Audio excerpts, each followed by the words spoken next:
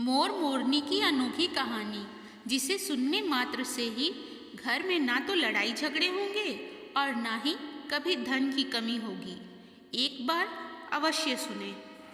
आपने सुना होगा कि जिस घर में रोज झगड़े होते हैं, रोज क्लेश होते हैं, उस घर में बरकत नहीं होती। उस घर में कभी माता लक्ष्मी का आगमन नहीं होता और जिसके घर में सुख शांति होती है, उसके घर में सुख समृद्धि का आगमन होता है और माता लक्ष्मी का निवास उसके घर में सदा बना रहता है। इस कहानी को सुनने के बाद हमें ये पता चल जाएगा कि हमें घर में लड़ाई झगड़ा क्यों नहीं करना चाहिए और जिसके घर में लड़ाई झगड़े होते हैं वो उन लड़ाई झगड़ों को कैसे रोक सकते हैं, क्योंकि घर में सुख और शांति का होना बहुत ज़रूरी है। क्योंकि जहाँ सुख और शांति होती है वहीं माता लक्ष्मी निवास करती हैं। जहाँ क्लेश उत्पन्न होते हैं, झगड़ा उत्पन्न होता है, वहाँ माता लक्ष्मी का वास नहीं होता है। हो सके तो इस कहानी को पूरा ज़रूर सुने। एक मोर और मोरनी की कहानी। मोरनी कहती है मोर से, पिया जी हमें यहाँ से चलना चाहिए, हमें वहाँ चलना चाहिए जहाँ हमारे समाज के लोग रहते हैं। तब मोर मोरनी से कहता है, प्रिया अगर हम वहाँ चलेंगे तो रोज़ लड़ाई झगड़े होंगे, हम दोनों यहाँ जंगल में कितना सुकून से रहते हैं। मोरनी की जिद करने पर वो दोनों उड़कर एक नगर में आ जाते हैं। उस नगर का राजा पशु पक्षियों की भाषा को आसानी से समझता था। उस राजा ने करो शास्त्र की पढ़ाई की थी। करो शास्त्र का मतलब यही होता है कि पशु पक्षियों की भाषा को समझ पाना।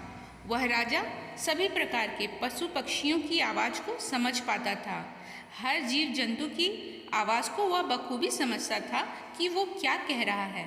दोनों मोर मोरनी इस नगर में आ गए थे। एक दिन की बात है, राजा अपनी रानी से कहता है कि रानी मुझे बहुत तगड़ी भूख लगी है, आप मुझे भोजन खिला दीजिए। राजा की रानी ने 36 प्रकार के भोजन बनाकर एक हाथ में पानी का लोटा और दूसरे हाथ में खाने की थाली लेकर राजा के पास पहुंचती है। रानी जैसे ही भोजन की थाली राजा के समक्ष रखती है तो एक चावल का दाना नीचे गिर जाता है। वहीं पर कुछ चींटियां घूम रही थी। तभी एक चींटी चावल के टुकड़े को लेकर वहां से जाने लगती है। राजा बैठा सब घटना को देख रहा था।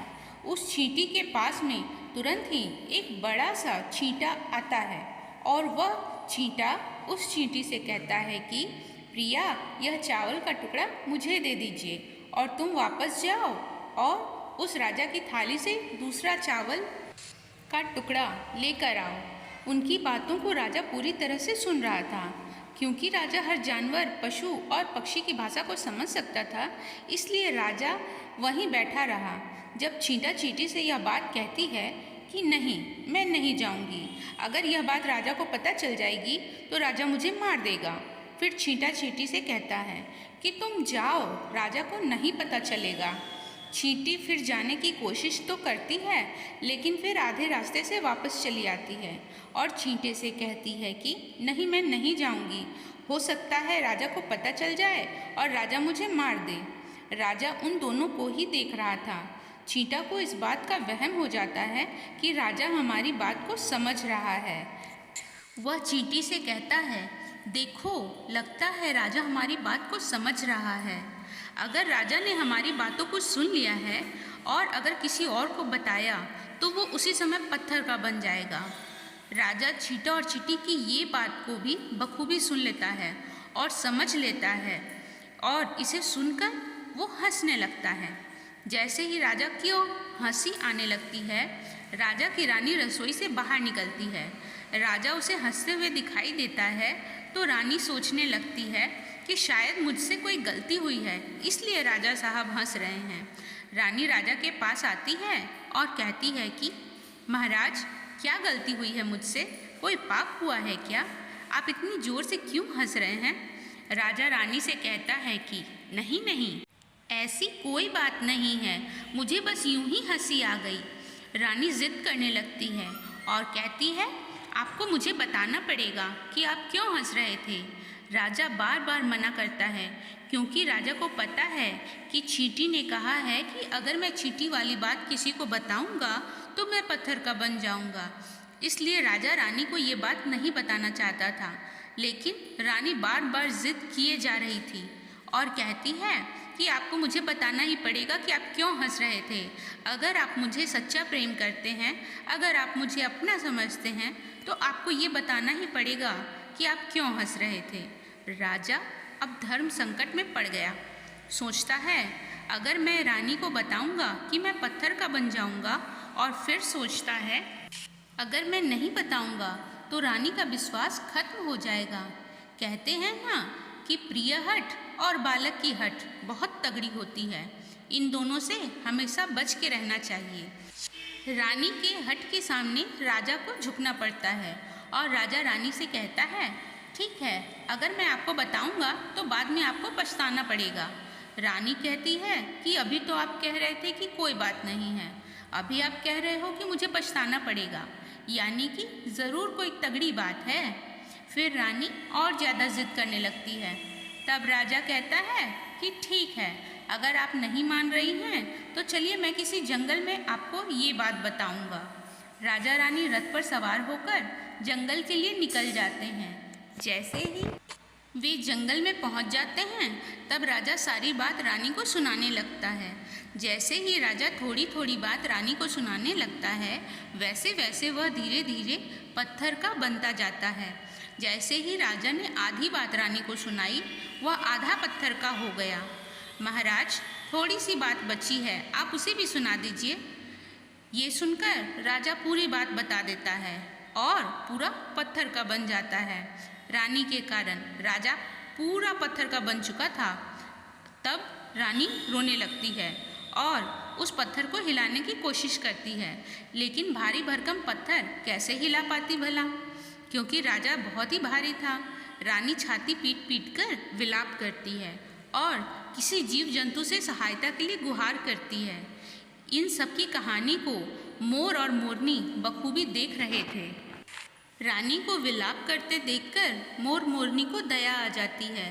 मोरनी मोर से कहती है कि प्रिया, यह रानी बहुत दुखी हो रही है, हमें इसकी सहायता जरूर करनी चाहिए।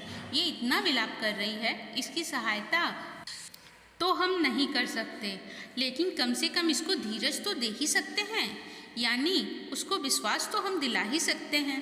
यही सोचकर मोर और मोरनी उस रानी के पास जाते हैं और जाकर रानी को कहते हैं कि रानी साहिबा, जो हुआ वो तो गलत हुआ, लेकिन आप जरा धीरज रखिए, अपने आप को थोड़ा संभालिए। आपके पीछे पूरा राज्य है, राजा तो पत्थर का हो चुका है, अब आपको ही आपके राज्य का कारोबार संभालना है। रानी कहती है, मेरा पति परमेश्वर पत्थर का बन चुका है और मैं अब क्या करूं, मुझे समझ नहीं आता। ये सुनते ही मोरनी के मुख से निकल जाता है कि राजा पत्थर के कैसे हो गए। राजा तो इंसान थे, अच्छे भले थे, लेकिन पत्थर के हो गए। रानी वही बात बताने लगती है जो राजा ने चींटी वाली बात रानी को बताई थी। रानी वही बात मोर मोरनी को बताने लगती है और धीरे धीरे वो भी पत्थर की बन जाती है। जब रानी पत्थर की हो जाती है तो राजा तो पहले ही पत्थर का हो चुका था, तो अब दोनों पत्थर के हो जाते हैं। उधर मोर मोरनी को चिंता सताने लगती है कि अब यह विपत्ति हमारे ऊपर भी आ सकती है, क्योंकि राजा भी चींटी वाली बात से पत्थर का हो चुका था और रानी भी उसी बात से पत्थर की हो चुकी थी। मोर मोरनी से कहता है, हम पर भी खतरा मंडरा रहा है, क्योंकि तुम स्त्रियों से कोई भी बात छिपती नहीं। तो मोरनी मोर से कहती है, पिया जी, यहाँ से हम दूर चलें क्या? मोर मोरनी से कहता है, बेवकूफ़, दूर जाने से क्या फ़ायदा है? यह संकट तो धरती के किसी भी कोने में हमारा पीछा नहीं छोड़ेगा। यह खतरा तो हमेशा हमारे ऊपर मंडराता रहेगा। अगर जाने अनजाने में ये बात हमारे मुख से निकल गई तो हम भी पत्थर के बन जाएंगे। इसी बात को लेकर मोर और मोरनी बहुत दुखी हो जाते हैं। रात दिन उनको यह दुख खाया जाता है, वो ये सोच सोच कर न भोजन करते हैं न चैन से सोते हैं। बस उनको दिन रात यही दुख सताता है, यही टेंशन रहती है कि कहीं उनके मुख से ये बात न निकल जाए। एक दिन यूं ही बैठे बैठे मोरनी दिमाग लगाती है कि यदि मैं सारी चींटियों को खत्म कर दूं तो ये सब खत्म हो सकता है। तब मोर मोरनी से कहता है कि प्रिया, अगर हम सृष्टि से सारी चींटियों को खत्म कर दें तो ये संकट समाप्त हो जाएगा। इस बात पर दोनों राजी हो जाते हैं और सभी चींटियों को मारकर खाना शुरू कर देते हैं। मोर और मोरनी का इतना आतंक हो गया कि चींटियां धरती के अंदर जाकर छिप गईं। मोर और मोरनी ऐसी निगरानी रखते कि उन्हें जहाँ भी चींटी दिखती थी तुरंत दबोच लेते। कोई भी चींटियां मोरनी के इस आतंक की वजह से बाहर ही नहीं निकल रही थी। सभी चींटियां ज़मीन के अंदर अपना बिल बनाना शुरू कर देती हैं और ज़मीन के अंदर ही जाकर बैठ जाती हैं। काफ़ी समय बीतने के बाद चींटियों को भूख सताने लगी, क्योंकि भोजन तो गड्ढे में मिलता नहीं, भोजन तो बाहर ही मिलता है। और जैसे ही भोजन लेने के लिए चींटी बाहर आती, मोर उसे दबोच लेता और उसे जान से मार देता। एक चींटी और एक चींटा बिल के अंदर भोजन के लिए तड़पते हुए श्री हरि विष्णु का जोरदार भजन करने लगते हैं। भक्ति करते करते उन्हें यह भी मालूम नहीं चला कि वह कहाँ हैं। वे घोर तपस्या में लीन हो गए। अंत में जाकर श्री हरि विष्णु उन्हें दर्शन देते हैं और भगवान विष्णु कहते हैं, चींटी चींटा, तुम्हें जो मांगना है मांग सकते हो, हम तुम्हारी भक्ति से प्रसन्न हैं। क्योंकि चींटी और चींटा ने निरंतर भक्ति की थी, ना ही कोई जल ग्रहण किया था और ना ही अन्न, इसलिए भगवान विष्णु बहुत जल्दी प्रसन्न हो गए और आकर कहने लगे, तुम्हें जो मांगना है मांग सकते हो, हम तुम्हारी भक्ति से बहुत प्रसन्न हैं।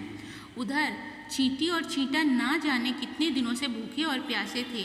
दोनों एक ही बात कहते हैं, प्रभु, अगर आप हमें वरदान देना चाहते हो तो हमारे पेट में गांठ लगा दीजिए। उन्होंने सोचा, अगर हमारा पेट नहीं होगा तो हम बाहर क्यों जाएंगे और मोर मोरनी हमें नहीं खाएंगे। इसलिए उन्होंने मांगा कि प्रभु हमारे पेट में गांठ लगा दीजिए। भगवान विष्णु कहते हैं, तथास्तु, और चींटियों के पेट में गांठ लग जाती है। आज भी उन चींटियों के पेट में गांठ लगी हुई है, चींटियों का पेट नहीं होता।